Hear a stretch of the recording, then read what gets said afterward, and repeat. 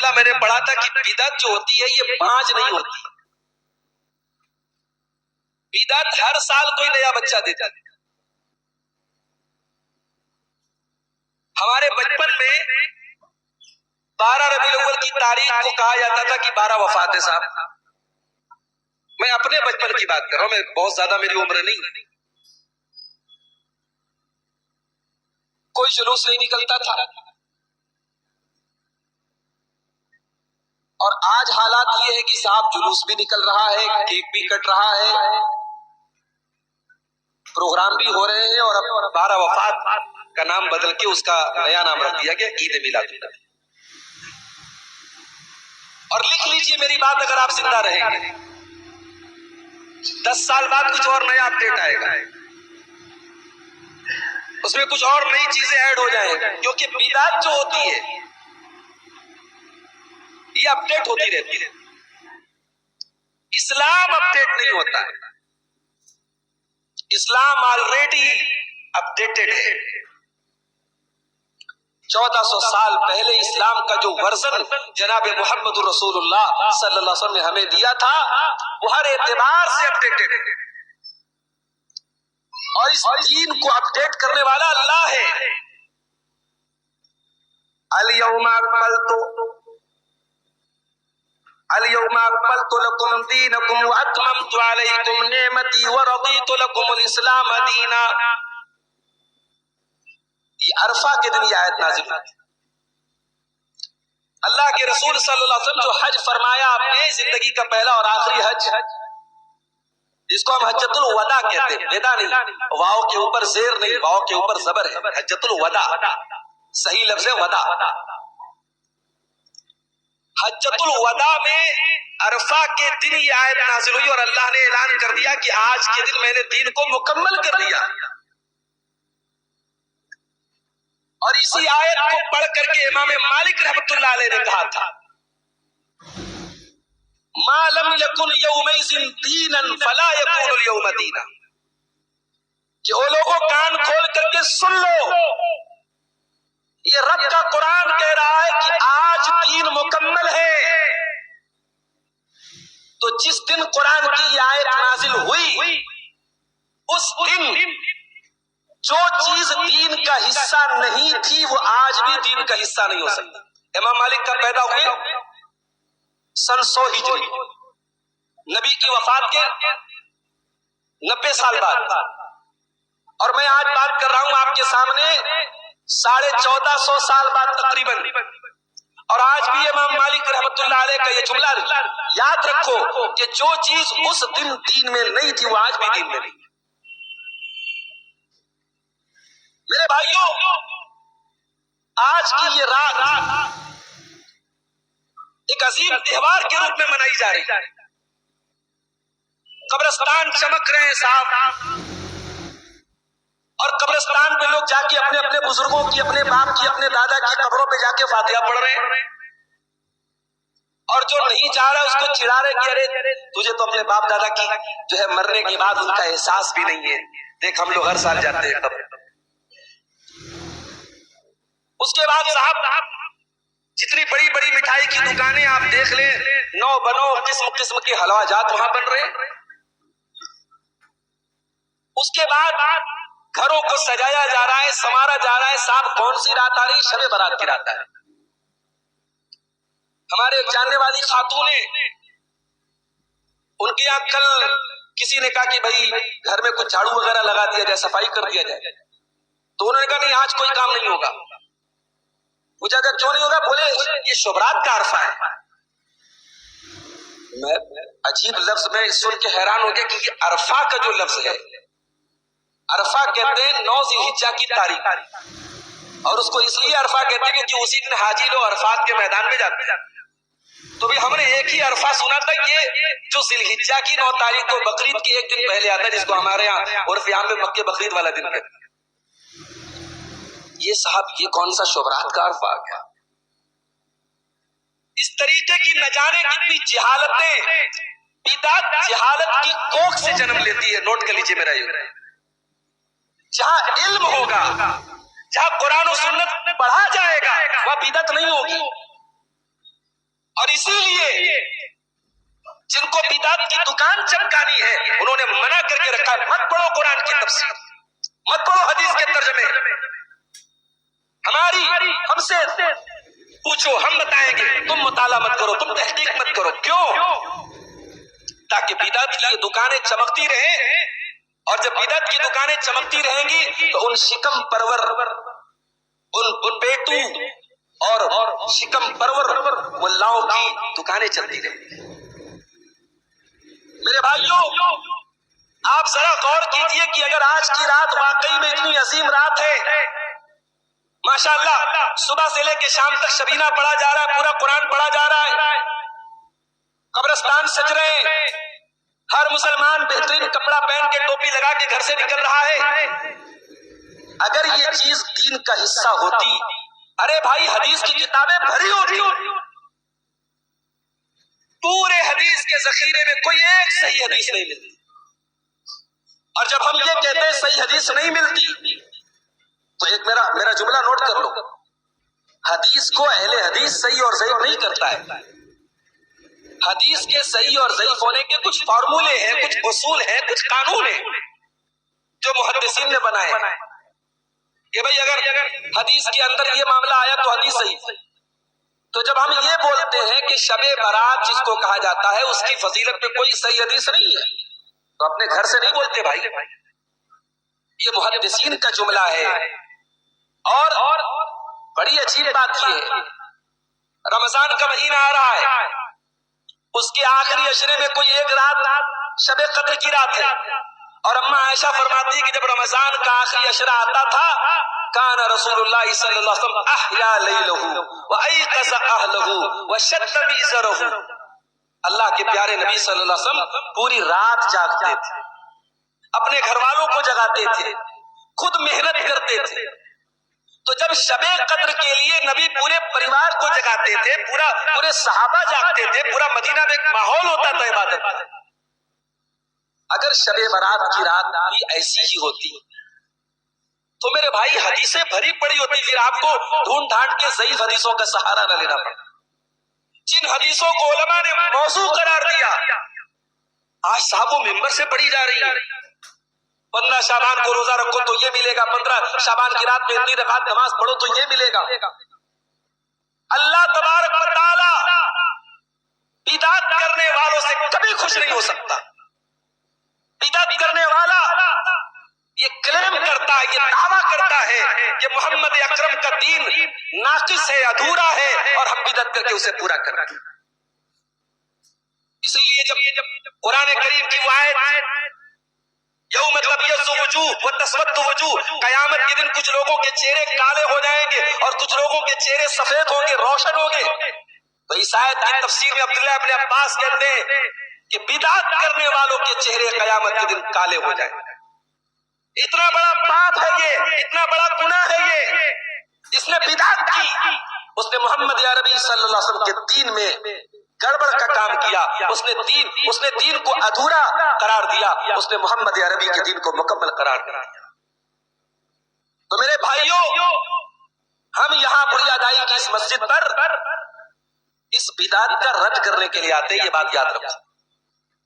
اور یہ بات 135 سال سے ہم امت کو بتا رہے ہیں کہ بھائی یہ رات عام رات ہے. اچھا بعض لوگ کہتے ہیں صاحب اگر کوئی جاگ کے عبادت کر رہا ہے تو پرابلم کیا ہے؟ اگر کوئی رات میں نماز پڑھ رہا ہے تو پرابلم کیا ہے؟ اگر کوئی قبرستان میں جا کر کے اپنے بزرگوں کے لیے دعائیں مغفرت کر رہا ہے تو مسئلہ کیا ہے؟ میں بتاتا ہوں مسئلہ کیا ہے. اللہ کے نبی نے فرمایا کہ جمعہ کی رات کو قیام اللیل مت کرو اور جمعہ کے دن روزہ مت رکھو. اور یہ جو میں مسئلہ بتا رہا ہوں یہ صرف اہل حدیث کا مسئلہ نہیں، یہ سب کا متفقہ مسئلہ ہے، اس میں کوئی اختلاف نہیں. اللہ کے رسول صلی اللہ علیہ وسلم فرماتے ہیں کہ جمعہ کی رات قیام اللیل مت کرو اور جمعہ کے دن روزہ مت رکھو. کیا مطلب؟ یعنی اگر آپ کو نفل روزہ رکھنا ہے تو آپ خاص طور سے جمعہ کے دن نہیں رکھیں، نبی نے منع کیا. آپ کو تہجد پڑھنا ہے آپ ہفتے کے 7 دن پڑھیے، لیکن آپ کسی دن نہیں پڑھتے، خاص طور سے جمعہ کی رات پڑھتے ہیں تو یہ صحیح نہیں، نبی نے منع کیا. کسی رات کو، کسی دن کو کسی عبادت کے لیے خاص کرنا، یہ دلیل کا محتاج ہوتا ہے، اس کے لیے دلیل چاہیے. اسی لیے عید کے پہلے جو رات آتی ہے اس رات بھی بہت سے لوگ بڑی عبادت کرتے ہیں. نہیں کرنی چاہیے. اس رات میں عبادت کرنے کی کوئی فضیلت ثابت نہیں. پورے رمضان آپ نے تہجد پڑھا، تراویح پڑھی، عید کا چاند آ گیا، اس رات کو نارمل طریقے سے گزارو بھائی. صبح عید کی نماز پڑھو، کیونکہ اس رات نبی نے کچھ نہیں کیا ہے. ہمارا کہنا یہی ہے میرے بھائی، ہمیں عبادت سے پرابلم نہیں ہے، ہمیں بدعت سے پرابلم ہے. اور آج امت کی حالات آپ دیکھیں، ہر طرف جوتے کھا رہے ہیں. جو امت اتنے جوتے کھا رہی ہے اس کے باوجود بھی بدعات پہ اور خرافات پہ بڑھ چڑھ کر کے حصہ لے رہی ہے. یہ افسوس کی بات نہیں ہے. وہ مسلمان جو سال بھر مسجد میں جھانکنے نہیں آتا، اسے شب برات کے حلوے میں دین نظر آ رہا ہے.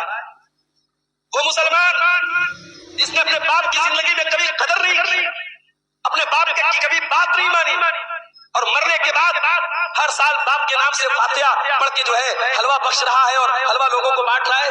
کون سی محبت ہے پھر؟ یہ دین شارٹ کٹ کا نام نہیں ہے، یہ دین ہماری من مرضی کا نام نہیں ہے. دین نام ہے اللہ کی اور اس کے رسول کی اطاعت کا، دین نام ہے رب کے قرآن کا، اور دین نام ہے مصطفیٰ کے فرمان کا. مجھے ذمہ داروں نے موضوع دیا ہے محبت رسول. بڑا ایموشنل ٹاپک ہے، بڑا جذباتی ٹاپک ہے. کون مسلمان ہے جو رسول سے محبت نہیں کرتا؟ مگر آج ہم 3 سوالوں کا جواب تلاش کرنے کی کوشش کریں گے. پہلا سوال، ہم رسول سے محبت کیوں کریں؟ دوسرا سوال، ہم رسول سے محبت کتنی کریں؟ اور تیسرا سوال، ہم رسول سے محبت کیسے کریں؟ بھائی محبت جو ہوتی ہے وہ 3 طریقے کی ہوتی ہے. ایک ہوتی ہے طبعی محبت، ماں بچے سے پیار کرتی ہے، طبعی محبت ہے. ماں بچے سے پیار کرے گی ہی، اولاد اپنے باپ سے پیار کرتی ہے، وہ طبعی محبت ہے. جو رشتہ داری کی بنیاد پر جو محبت ہوتی ہے وہ طبعی ہوتی ہے. اور ایک محبت ہوتی ہے عقلی محبت. ہمیں کسی کی کوئی بات اچھی لگ رہی ہے، کسی کی تقریر اچھی لگ رہی ہے، کسی کا انداز گفتگو اچھا لگ رہا ہے، کسی کے لکھنے کا اسٹائل اچھا لگ رہا ہے، کسی کی کتاب بہت اچھی لگ گئی، تو ہمیں اس کے علم سے، اس کے جو ہے کسی کمال کی وجہ سے ہمیں اس سے محبت ہو. اور ایک تیسری محبت ہوتی ہے روحانی محبت، کہ ہمیں اس سے ہمارے مذہب کی وجہ سے محبت ہے. ہمارا مذہب کہتا ہے کہ اس سے محبت ہو. یہ محبت کے 3 معیار ہوتے ہیں. ہمارے پیارے نبی صلی اللہ علیہ وسلم کیا ہمارے رشتہ دار ہیں؟ جی ہاں. کیا رشتہ ہے ہمارا؟ نبی اس امت کے روحانی باپ ہے. نبی اس امت کے روحانی باپ ہے، اور ہم سب اپنے نبی کی روحانی اولاد ہیں. اور جملہ نوٹ کرو، اگر حق کی بات آئے تو ایک امتی کے اوپر سب سے بڑا حق اس کے نبی کا ہے. اللہ نے قرآن میں فرمایا النبی اولا بالمؤمنین من انفسهم وازواجه امہاتهم. اے مسلمانوں، تمہارے نبی تمہاری جان سے بھی زیادہ تمہارے لیے مقدم ہے. اگر موقع آئے تو اپنے نبی کے لیے تم جان دے دو، جان سے بھی بڑھ کے تمہیں عزیز ہونے چاہیے تمہارے نبی. اور نبی کی تمام بیویاں تمہاری مائیں ہیں. یہ سورہ احزاب کی آیت ہے. تو نبی اکرم سے ہمارا ایک رشتہ تو یہ ہے امتی کا رشتہ. اور اگر ہم کسی سے محبت کرتے ہیں اس کی خوبیوں کی وجہ سے، اس کے کمال کی وجہ سے، اس کے احسان کی وجہ سے، اللہ اکبر، دنیا کے سارے کمالات کو اکٹھا کر دیا جائے تو جو تصویر سامنے آتی ہے اس تصویر کا نام ہے محمد رسول اللہ صلی اللہ علیہ وسلم. بات اگر جمال کی کرے، بات اگر کمال کی کرے، بات اگر اخلاق کی کرے، بات اگر کردار کی کرے، بات اگر سچائی کی کرے، بات امانت داری کی کرے، کون سا ایسا پہلو ہے جس میں میرے نبی کا کوئی ثانی؟ خوبصورتی تو ایسی تھی، حسان بن ثابت جیسے شاعر کو کہنا پڑتا ہے وَأَحْسَنَ مِنْكَ لَمْ تَرَ قَطُّ عَيْنِي وَأَجْمَلَ مِنْكَ لَمْ تَلِدِ النِّسَاءُ خُلِقْتَ مُبَرَّأً مِنْ كُلِّ عَيْبٍ كَأَنَّكَ قَدْ خُلِقْتَ كَمَا تَشَاءُ. اے میرے نبی، اے میرے حبیب، آپ تو ہر عیب سے پاک پیدا کیے گئے. آپ کے جیسا بچہ کسی ماں نے جنا نہیں، آپ کے جیسا انسان دنیا نے دیکھا نہیں. اللہ نے ایسا آپ کو بنایا ہے، ایسا لگتا ہے جیسے آپ چاہتے تھے اللہ نے ویسا بنے گے۔ حسان بن ثابت صحابی رسول کے اشعار ہیں، اتنے خوبصورت تھے۔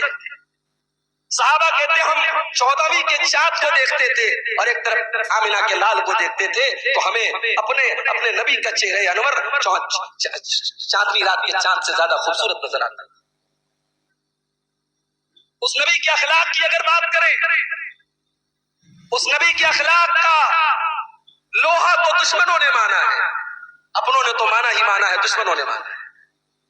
جو کٹر دشمن تھے اور جن کے پاس موقع تھا اور چانس تھا کہ اس نبی کے بارے میں کچھ غلط بول دے، ان کو بھی کہنا پڑا نہیں، سچے تو تھے، ایماندار تو تھے، اخلاق میں تو کوئی کمی نہیں تھی، کیریکٹر میں تو کوئی کمی نہیں تھی۔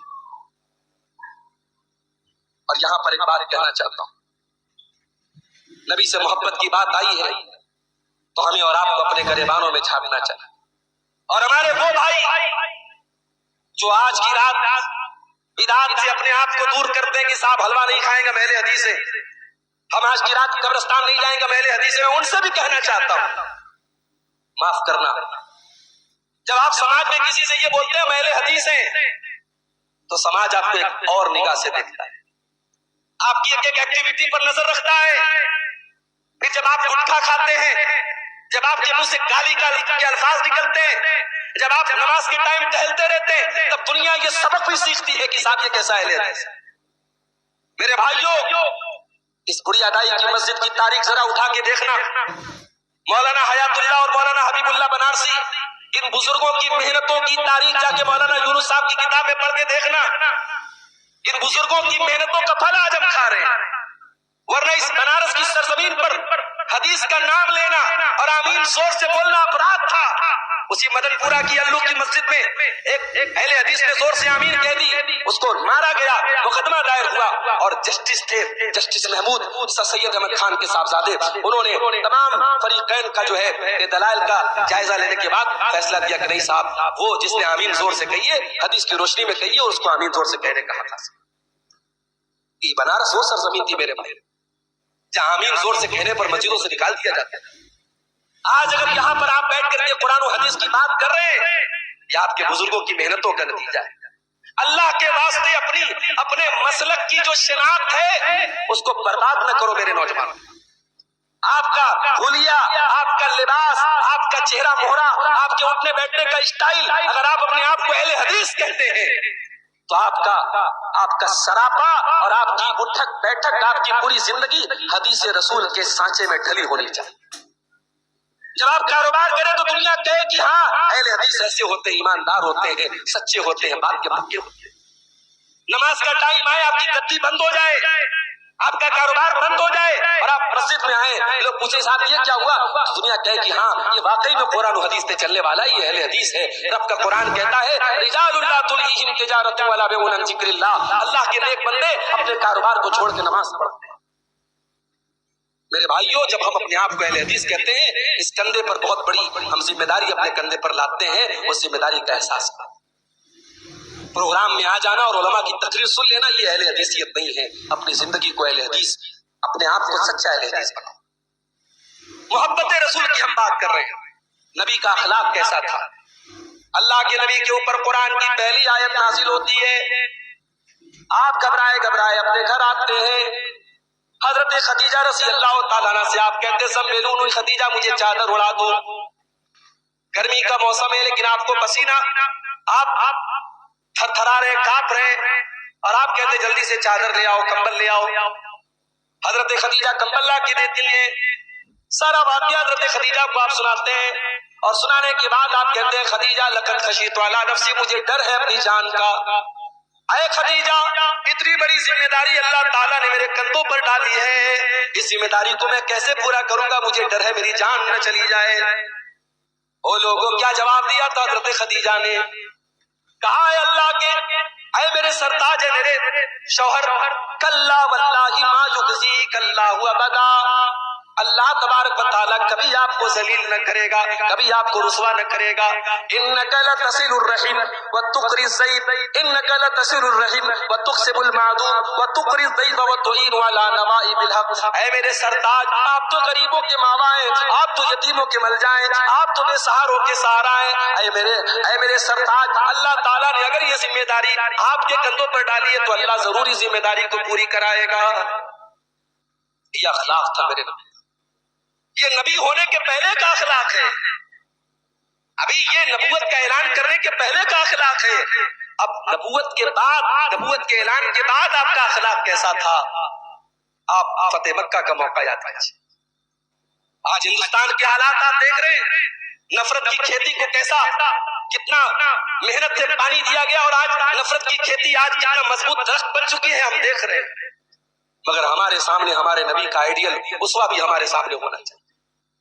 مکہ میں جن لوگوں نے آپ کے اوپر رہنا دوبر کر دیا، نماز کی حالت میں آپ کے اوپر آپ کی گردن دبانے کی کوشش کی، آپ کے اوپر گندگی لا کے ڈالی، آپ کو مکہ سے نکلنے پر مجبور کیا، اسی مکہ کی سرزمین پر جب آپ فتح مکہ کے موقع پر داخل ہوئے اور وہی تمام لوگ آپ کے سامنے کھڑے ہیں اور آپ کو پورا کنٹرول حاصل ہے، ان کو جان سے مار دیں، ان کو سزائے موت دے دیں، ان کی زندگی کا فیصلہ کر دیں، تو میرے نبی کیا فرماتے ہیں؟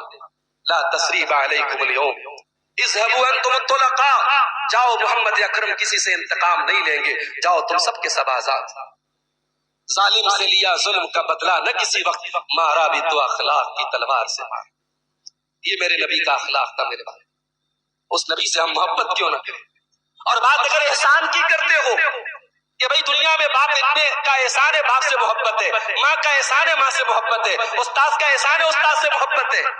نبی کا احسان کیا ہے؟ اللہ اکبر. نبی کا احسان یہ ہے، نبی نے طائف پہ پتھر کھائے ہماری اور آپ کی خاطر. اس نبی کو کیا فائدہ تھا؟ اس نبی کو کیا، کس چیز کا لالچ تھا کہ طائف کی وادی میں اس نبی کے اوپر پتھر برسائے جا رہے اور وہ نبی لہو لہان ہو کر کے طائف کی وادی سے نکلتے ہیں. اس نبی نے احد کے میدان میں اس نبی کے چہرے کو زخمی کیا گیا، دانت ٹوٹے، پورا چہرہ لہو لہان ہو گیا، پورا چہرہ خون سے بھر گیا. اس نبی نے کون سی اذیت نہیں سہی میرے بھائی، کون سا تانا نہیں سنا، کون سی لوگوں کی گالی نہیں سنی. اس نبی نے یہ اذیت کس لیے برداشت کی؟ اس نبی کی زندگی کا مشن کیا تھا؟ ایک ہی مشن تھا، ایک ہی مشن تھا، اللہ کے بندے ہدایت پر آ جائے. فَلَعَلَّكَ بَاخِعٌ نَفْسَكَ عَلَىٰ آثَارِهِمْ إِن لَّمْ يُؤْمِنُوا بِهَٰذَا الْحَدِيثِ أَسَفًا.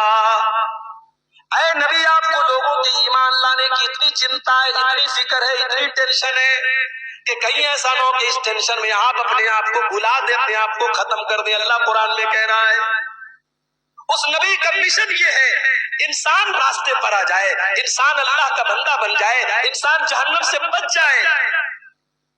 اس نبی کا احسان، وہ نبی آج ہم راتوں میں سوئے رہتے ہیں، فجر کی نماز میں غائب رہتے ہیں، وہ نبی راتوں میں ہمارے لیے رویا کرتے تھے. سلام اس پر جو امت کے لیے راتوں کو روتا تھا، سلام اس پر جو فرش خاک پر جاڑے میں سوتا تھا، سلام اس پر کہ جس کے گھر میں چاندی تھی نہ سونا تھا، سلام اس پر کہ ٹوٹا بوریا جس کا بچھونا تھا. اس نبی نے رات کو آنسو بہائے اپنے اوپر. اسی لیے اللہ قرآن میں کہتا ہے لَقَدْ جَاءَكُمْ رَسُولٌ مِّنْ أَنفُسِكُمْ عَزِيزٌ عَلَيْهِ مَا عَنِتُّمْ حَرِيصٌ عَلَيْكُمْ بِالْمُؤْمِنِينَ رَءُوفٌ رَحِيمٌ. او لوگو، ہم نے تم کو وہ نبی دیا ہے جو جان سے زیادہ تم سے پیار کرتے ہیں، تمہاری تکلیف کو وہ برداشت نہیں کر سکتے، تمہارے دکھ کو وہ برداشت نہیں کر سکتے. کبھی موقع ملے نا، ایک کتاب ریکمینڈ کر رہا ہوں، علامہ سلیمان منصور پوری رحمت اللہ علیہ کی کتاب ہے، کتاب کا نام ہے رحمت للعالمین. یہ اپنے دور میں سیرت کی نمبر 1 کتاب تھی. زبان تھوڑی ٹف ہے کیونکہ اس زمانے کی اردو کے حساب سے لکھی گئی ہے. آپ علماء کی مدد سے، ڈکشنری کی مدد سے جہاں آپ کو مشکل آئے پڑھ سکتے، لیکن پڑھیے گا ضرور ایک بار زندگی میں. بڑی محبت میں ڈوب کے لکھی گئی. علامہ سلیمان منصور پوری نے کہیں کمپیئر کیا ہے کہ محمد الرسول اللہ کی شریعت میں کیا خاص بات ہے جو اور شریعتوں میں نہیں. ہماری شریعت میں قدم قدم پر اللہ تعالیٰ نے اتنی سہولتیں دی ہیں، اتنی آسانیاں دی ہیں میرے بھائیوں، یہ اس نبی کی رحمت ہے، یہ اس نبی کا احسان ہے، اس نے ایسی شریعت ہم کو عطا فرمائی، اس نبی سے ہم محبت کیوں نہ کریں میرے بھائی؟ اب سوال پیدا ہوتا ہے کتنی محبت کریں، کتنی محبت کریں؟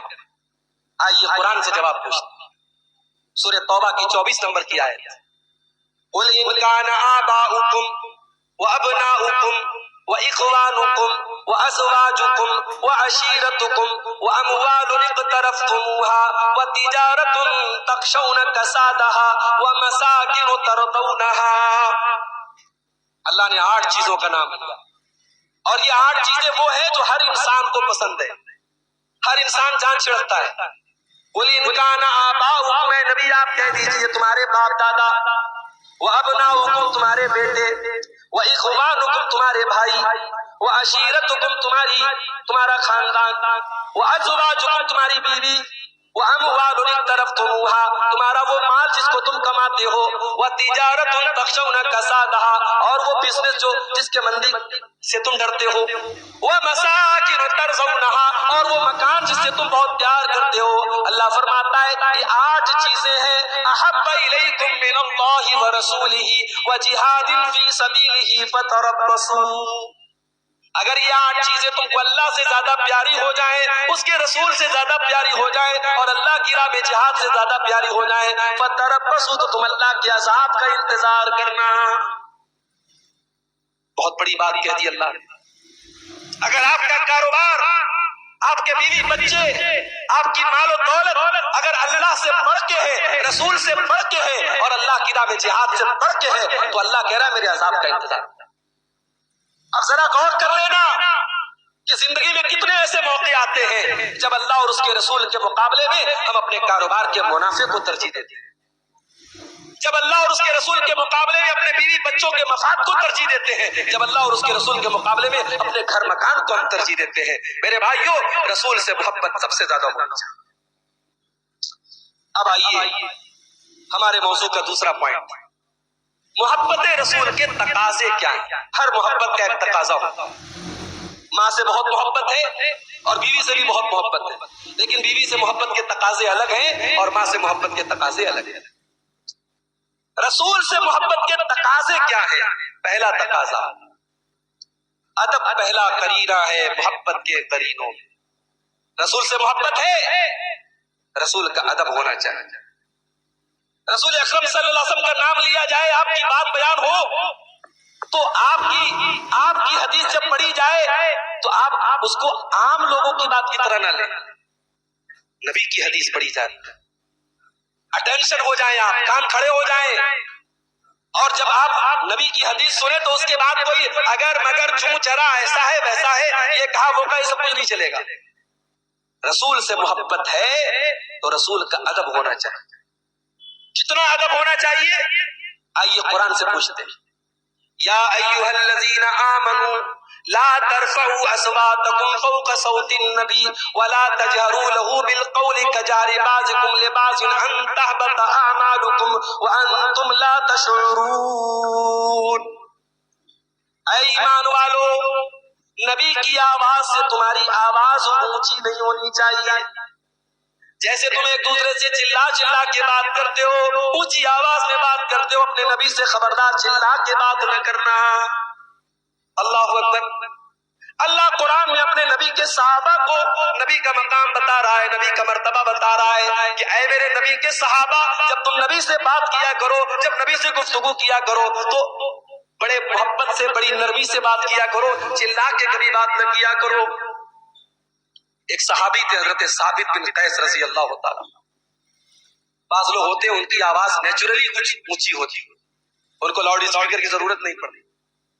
حضرت ثابت بن قیس کی آواز نیچرلی اونچی تھی، وہ بولتے تھے تو بہت تیز آواز آتی تھی۔ جب قرآن کی یہ آیت نازل ہوئی کہ اگر تم نے نبی سے اونچی آواز میں بات کی تو تمہارے اعمال برباد ہو جائیں گے، تمہاری نیکیاں برباد ہو جائیں گے، ثابت بن قیس رضی اللہ تعالیٰ عنہ اپنے گھر میں جا کے بیٹھ گئے، کہا میں نہیں جاؤں گا نبی کے پاس، مجھے اپنی نیکیاں برباد نہیں کرنی ہے، میری آواز بڑی اونچی ہے.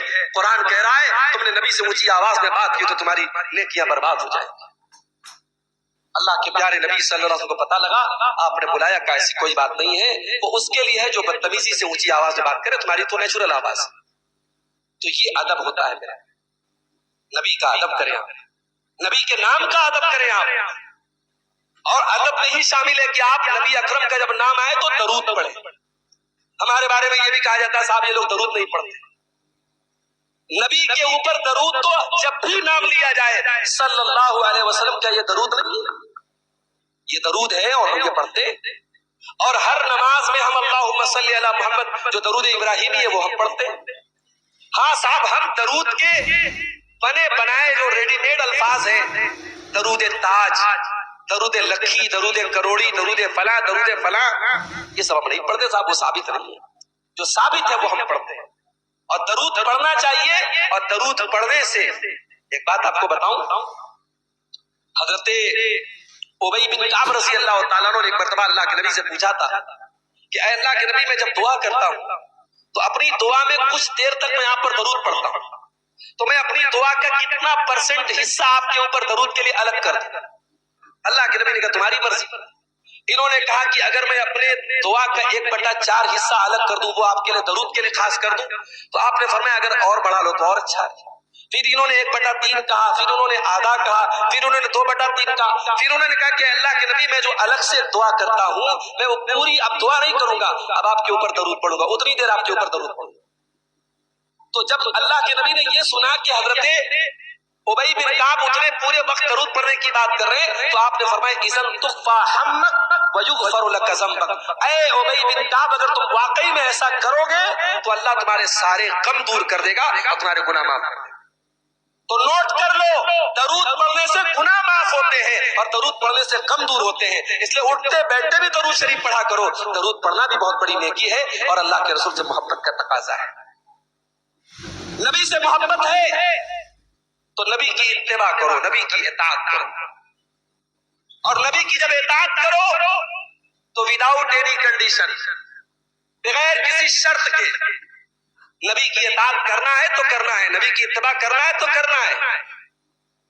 نبی کی بات آنے کے بعد پھر کچھ نہیں چلے گا. وما كان لمؤمن ولا مؤمنة اذا قضى الله ورسوله امرا ان يكون لهم الخيرة من امرهم. اللہ فرماتا ہے کسی مومن کو کے لیے جائز نہیں، کسی مومن عورت کے لیے جائز نہیں کہ جب اللہ کا فیصلہ آ جائے، جب رسول کا فیصلہ آ جائے تو پھر اس کے پاس اپنا کوئی آپشن بچے، اپنا کوئی اختیار بچے. اللہ کا فیصلہ آ گیا، نبی کا فیصلہ آ گیا، بس سر تسلیم خم ہے، سرنڈر کر دو. وہی یہ ہے رسول کی اطاعت. نعرہ لگانے کا نام محبت نہیں ہے، نبی کی محبت کے نام پہ جھومنے کا نام محبت نہیں ہے. نبی کا نام نامی آئے انگوٹھے کو آنکھ سے لگا دیا، یہ محبت نہیں ہے. نبی سے اصلی محبت یہ ہے، نبی سے سچی محبت یہ ہے نبی کی اطاعت کی جائے، نبی کی اتباع کی جائے، نبی کی سیرت کو سینے سے لگایا جائے. میرے ایک صحابی اللہ کے نبی کے پاس آئے، کہا اللہ کے نبی بڑی محبت کرتا ہوں آپ سے، اے اللہ کے نبی بڑی محبت کرتا ہوں آپ سے، اور جب آپ کی یاد آتی ہے دوڑا دوڑا آپ کے پاس چلا آتا. اے اللہ کے نبی میں سوچتا ہوں کہ کبھی وہ دن بھی آئے گا جب آپ اللہ کو پیارے ہو جائیں گے، میں بھی چلا جاؤں گا، آپ تو نبیوں کے ساتھ چلے جائیں گے، میں تو عام آدمی ہوں. اے اللہ کے نبی میں جنت میں آپ کا دیدار کیسے کروں گا، میں آپ کو کیسے دیکھوں گا؟ صحابی کا جواب نبی نے کچھ نہیں دیا. اللہ کے پیارے نبی خاموش ہو گئے. کچھ دیر کے بعد حضرت جبریل قرآن کی آیت لے کر کے آئے، سورہ نساء کی آیت نمبر 69 آیت نمبر 69 لے کے آئے. وَمَن يُطِعِ اللَّهَ وَالرَّسُولَ فَأُولَٰئِكَ مَعَ الَّذِينَ أَنْعَمَ اللَّهُ عَلَيْهِم مِّنَ النَّبِيِّينَ وَالصِّدِّيقِينَ وَالشُّهَدَاءِ وَالصَّالِحِينَ وَحَسُنَ أُولَٰئِكَ رَفِيقًا. جو اللہ کی اطاعت کرے گا، جو رسول کی اطاعت کرے گا، وہ قیامت کے دن اللہ کے نبیوں کے ساتھ رہے گا، وہ صدیقین کے ساتھ رہے گا، وہ شہیدوں کے ساتھ رہے گا، وہ اولیاء اللہ کے ساتھ رہے گا. نبی کی اطاعت کرنے والا اولیاء اللہ کے ساتھ رہے گا، شرک کرنے والا، بدعت کرنے والا، قبر پہ جا کے اگربتی سلگانے والا اولیاء اللہ کے ساتھ نہیں رہے گا. وَمَن يُطِعِ اللَّهَ وَالرَّسُولَ، جو اللہ کی اطاعت کرے گا، جو رسول کی اطاعت کرے گا، وہ اللہ کے نبیوں کے ساتھ ہے. تو نبی سے سچی محبت یہ ہے کہ نبی کی اطاعت کی جائے میرے. اور صحابہ کرام نے مثال قائم کر کے ہم کو دکھائی، صحابہ کرام نے نمونہ قائم کر کے دکھایا کہ نبی کی اطاعت کیسے کی جاتی ہے، نبی کی اتباع کیسے کی جاتی ہے. بہت سارے واقعات ہیں، میں تفصیل میں نہیں جانا چاہتا، بس اتنا آپ سمجھ لیں کہ ہمیں نبی سے اگر محبت ہے تو ہمیں نبی کی اطاعت کرنا ہے. وما آتاکم الرسول فخذوه وما نهاکم عنہ فانتہوا، رسول جو دے دے لے لو، رسول جس سے منع کرے رک جاؤ. یہ ہے اسلام، یہ ہے نبی کی محبت. اور آگے بڑھیں، نبی سے محبت ہے تو بدعت سے بچو، اس لیے کہ بدعت کہتے ہیں اس سکے کو جس پر نبی کی مہر نہیں ہے، اس کرنسی کو جس پر نبی کی سگنیچر نہیں ہے. جو بدعت کرتا ہے وہ مارکیٹ میں نقلی نوٹ چلانے کی کوشش کر رہا ہے، اور نقلی نوٹ چلانے والا سرکار کا مجرم ہوتا ہے. دین میں بدعت کرنے والا نبی اکرم کا مجرم ہے، اللہ کا مجرم ہے، رسول کا مجرم ہے میرے پیارے بھائی. اسی لیے اللہ کے نبی فرماتے ہیں من احدث فی امرنا ھذا ما لیس منہ فہو رد، جس نے ہمارے دین کے اندر کوئی ایسا کام کیا جس پر ہمارا حکم نہیں ہے، جس کا حکم ہم نے نہیں دیا ہے، وہ عمل مردود کر دیا جائے گا، لوٹا دیا جائے گا، اس عمل کے اوپر کوئی ثواب نہیں ملے گا. اسی لیے بخاری اور مسلم کی روایت ہے جب اللہ کے پیارے نبی قیامت کے دن حوض کوثر پہ اپنے امتیوں کو کوثر کا جام پلائیں گے، کچھ لوگ آئیں گے، اللہ کے پیارے نبی ان کو کوثر کا جام پلانا چاہیں گے، فرشتے روک دیں گے. آپ کہیں گے اصحابی، آپ کہیں گے یہ تو میرے امت کے لوگ ہیں، میرے ماننے والے لوگ ہیں. فرشتے کہیں گے انک لا تدری ما احدثوا بعدک، اے اللہ کے نبی آپ نہیں جانتے انہوں نے آپ کے بعد دین میں کون کون سے نئے نئے کام نکالے تھے. اتنا سننا ہوگا کہ اللہ کے پیارے نبی فرمائیں گے سوکن سوکن لمن غیر بعدی، جس نے میرے دین میں تبدیلی کر دی، جس نے میرے دین میں بدعات نکال دی، اس کو دور لے کے چلے جاؤ، اس کو گھسیٹ کے جہنم میں لے کے چلے جاؤ. بدعت کا انجام بہت برا ہے. بدعت کرنے والا نبی سے محبت کا دعویٰ تو کر سکتا ہے مگر نبی کی محبت حاصل نہیں کر سکتا. تو نبی سے محبت ہے تو بدعت سے بچو. اور یہ جو بدعت میں ہمارے ہاں تقسیم کی جاتی ہے، صاحب یہ بدعت اچھی ہے، یہ بدعت بری ہے. مرنے والا مر گیا، تیسرے دن ہم صاحب اس کی طرف سے بریانی بانٹ رہے ہیں، نام رکھ دیا تیجا. ہر سال برسی منا رہے، نام رکھ دیا برسی. 40ویں دن کھانا بنٹوارے غریبوں میں، نام رکھ دیا 40واں. اب مجھے صاحب یہ بدعت ہے تو کہتے ہیں یہ بدعت حسنہ ہے. یہ کوئی حسنہ وسنہ نہیں، یہ امت کو پھنسایا گیا ہے. میں کہتا ہوں غریبوں کو اگر آپ کو صدقہ خیرات کرنا ہے اپنے میت کی طرف سے، اپنے باپ کی طرف سے، اپنے والدہ کی طرف، کبھی بھی کرو نا. اس کے لیے کھانا بنوانا ضروری نہیں ہے، اس کے لیے 40واں دن ضروری نہیں ہے. آپ میت کی طرف سے ٹیوب ویل لگوا دو کسی مسجد میں، کوئی کمرہ بنوا دو کسی مسجد میں، مدرسے میں، کسی مسجد میں قرآن کی پوری ایک باکس دے دو کہ صاحب لوگ قرآن پڑھتے رہے. یہ تمام چیزیں صدقہ جاریہ میں آئے. یہ جو آپ نے بوجھ بنا دیا. اور میں اپنے بعض رشتہ داروں کو میں نے دیکھا، آج باپ کا انتقال ہوا، اگلے دن صاحب مسالہ کوٹا جا رہا ہے، پیاز کاٹی جا رہی ہے. میں نے پوچھا یہ کیا ہو رہا ہے؟ بولے تیجا کی تیاری ہو رہی ہے. کتنی بڑی بے غیرتی کی بات. آج باپ کا جنازہ نکلا ہے، اگلے دن دعوت کا اہتمام ہو رہا ہے اور سارا خاندان بیٹھ کے دعوت کھا رہا ہے. ہم ان بدعات کے مخالف ہیں میرے بھائی.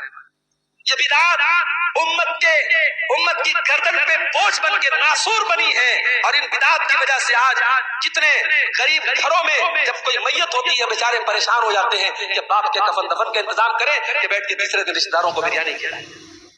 تو بدعات ہر حال میں نقصان پہنچاتی ہے. اور آگے بڑھیے، نبی سے محبت ہے تو نبی کے مشن کا ساتھ. ہمیں نبی کے آنے کا جشن یاد رہا، ہمیں نبی کا مشن یاد نہیں رہا. نبی کا مشن کیا تھا؟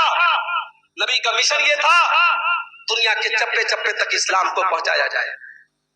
نبی کا مشن یہ تھا جو شرک کرنے والا ہے توحید کے راستے پہ آ جائے، جو شراب پینے والا ہے نشے کو چھوڑ دے، جو حرام کام کرنے والا ہے صحیح راستے پر آ جائے. یہ مشن آج ہم بھول گئے میرے بھائی. اور اسی لیے آج پوری دنیا میں ہماری کٹائی اور پٹائی ہو رہی. اللہ نے قرآن میں فرمایا یا ایھا الذین آمنوا ان تنصروا اللہ ینصرکم ویثبت اقدامکم. اے ایمان والو جب تم اللہ کے دین کی مدد کرو گے، جب تم اللہ کے دین کی نصرت کرو گے، تب اللہ تمہاری مدد کرے گا اور تمہارے قدم کو جما دے گا. तो नबी से मोहब्बत है तो नबी के मिशन की मोहब्बत। 24 घंटे में दीन के लिए आपने कितनी मेहनत की, कितना पैसा आपने खर्च किया। आज अफसोस की बात है, इतना बड़ा बनारस का इलाका, हमारे यहाँ मदरसों में जो प्राइवेट टीचर पढ़ाते हैं, शर्म आती है उनकी तनख्वाहों को सुनकर। ये कौम बताए 5,000 में आज किसका परिवार चल सकता है? 5,000 में किसके बीवी बच्चों का पेट पाला जा सकता है इस महंगाई के दौर में? उस पढ़ाने वाले टीचर को, जिसको 9-9 घंटे आप कुरान और हदीस की पढ़वाना चाहते हैं, उसको आप 5,000 रुपये में। आज बनारस की अक्सर मदारिस में जो प्राइवेट तनख्वाहें, उनका यही हाल है। मसाजिद में आप साउथ में चले जाएं, मुंबई में चले जाएं, गुजरात में चले जाएं, जो मसाजिद में जो इमाम होते हैं, अच्छे क्वालिफाइड, पढ़े लिखे, अच्छी तकरीर करने वाले इमामों को रखा जाता है, 20,000 25,000 तनख्वाहें दी जाती है। हमारे यहाँ साहब 3-4 हजार रुपया में कोई मोहल्ले का इमाम मिल जाए या कोई फ्री में मिल जाए तो हम साहब उसको तरजीह देते हैं। क्यों? कि हमारे पास पैसे की कमी है और दूसरे शहरों में पैसा बहुत भरा है, पैसे बहुत है हमारे पास, दिल नहीं है। उलमा के ऊपर खर्च करने में, दीन के ऊपर खर्च करने में, तलबा के ऊपर खर्च करने में नानी मरती है हमारे दिल और हमारे कलेजे बड़े छोटे हैं मेरे। इसी बनारस में हमारे उलमा मदरसे चलाते थे। ये कोई देहात की बात नहीं, इसी बनारस शहर की बात कर रहा हूँ। हमारे दारा नगर में मौलाना अबुल कासिम साहब बनारसी रहमतुल्लाह अलैह मदरसा सईदिया चलाते थे। उनके यहाँ बच्चे अफगानिस्तान से पढ़ने आते थे, लाहौर से पढ़ने, या आजादी के पहले की बात बता रहा हूँ, कराची से पढ़ने आते थे, अमृतसर से पढ़ने आते थे। पूरे हिंदुस्तान पाकिस्तान उस जमाने में सब एक था, पूरे हिंदुस्तान पाकिस्तान से बच्चे आते थे और उन बच्चों के टिफिन बनते थे, मोहल्ले के घरों से टिफिन जाते थे। दिल था भाई, गरीबी थी, गुर्बत थी, लेकिन दिल था। आज हमारे घरों में टाइल्स आ गए, हमारे घरों में मार्बल आ गए, हमारे घरों में डेकोरेशन आ गए, मगर वल्लाह हमारे दिल छोटे हो गए। दीन के ऊपर खर्च करने में आज 10 रुपए का नोट, आज जुमा के दिन जो बेचारे जो चादर लेके घूमते, गमछा लेके घूमते, आप आखिर में देखिए जब पैसा गिनते सबसे ज्यादा 10 का नोट मिलेगा। 10 का नोट अगर सबसे ज्यादा कहीं मिलेगा ना, मस्जिदों में मिलेगा। 10 का, आप अपने बच्चे को 10 रुपया दे दो, वो नहीं लेने के लिए तैयार है आज। तो कभी गौर करना कि हम दीन के बारे में हम कितने सेंसिटिव हैं।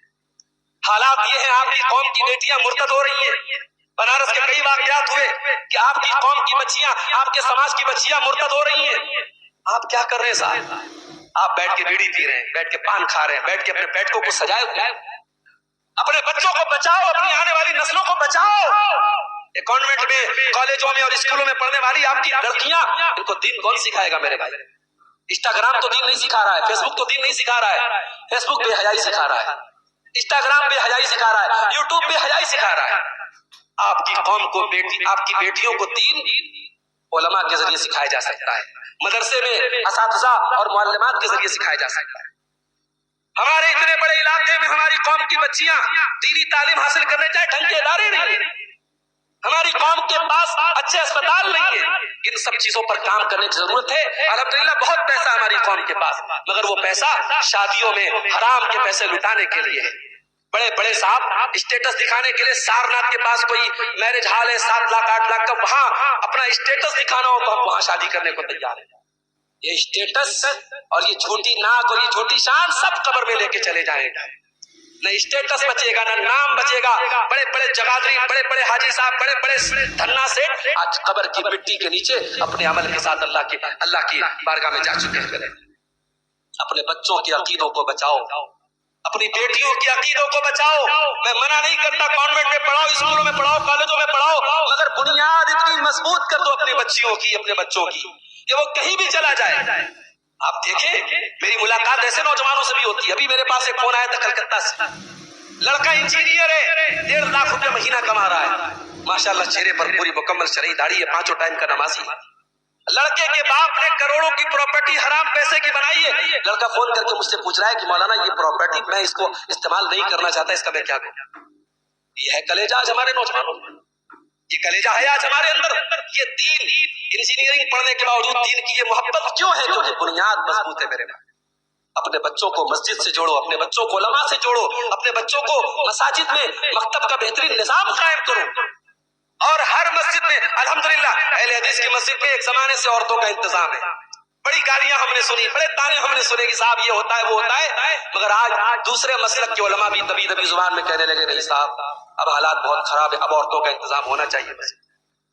हमने हमेशा ہمیشہ کہا کہ آپ سپریٹ انتظام رکھو، اور جمعہ کے دن خطبہ ہوتا ہے آدھا گھنٹے کا، آدھا گھنٹے کا یہ خطبہ اگر آپ کے گھر کی عورتیں سنیں گی، سال میں 52 مرتبہ سنیں گی، دین کی بہت ساری باتیں سیکھیں گی۔